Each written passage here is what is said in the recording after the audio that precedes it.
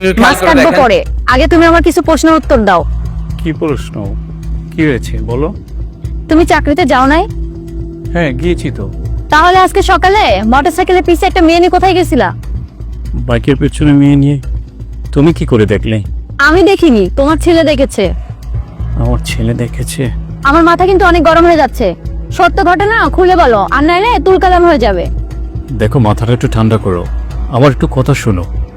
3 মাস হলো আমার চাকরি নেই। কি বলছো তুমি? হ্যাঁ ঠিকই বলছি। দেশের অবস্থা তো বেশি ভালো না, কোম্পানি অলরেডি বন্ধ হয়ে যাচ্ছে। কি করব বলেন, এখন তো নিরুপায়। ধরুন এখানে গত মাসের স্যালারিটা আছে, আপনি আগামী মাস থেকে বাইরে চাকরি ট্রাই করেন, আমাদের কিছু করার নাই। জি স্যার। আসসালামু আলাইকুম স্যার।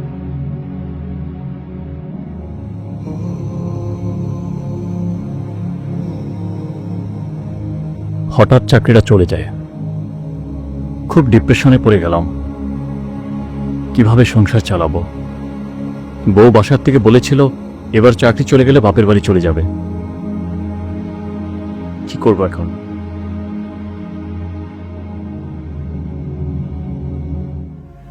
আজকে 3 মাস যাবৎ বাইক রাইড করে তোমাদের সংসার খরচ চালাচ্ছি।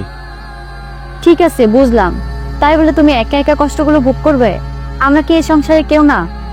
তুমি তো বলেছিলে এবার চাকরি চলে গেলে তুমি তোমার বাপের বাড়ি চলে যাবে। ওটা তো আমি কথার কথা বলেছি, এরকমটা আর কখনোই করবে না। এই সংসারটা তো আমাদের, এই সংসারের দুঃখ সুখ সবকিছু আমরা ভাগাভাগি করে নিব। তুমি একা কেন কষ্ট করবে? ঠিক আছে, সেটাই হবে। চলো ঘরে চলো। আচ্ছা ঠিক আছে।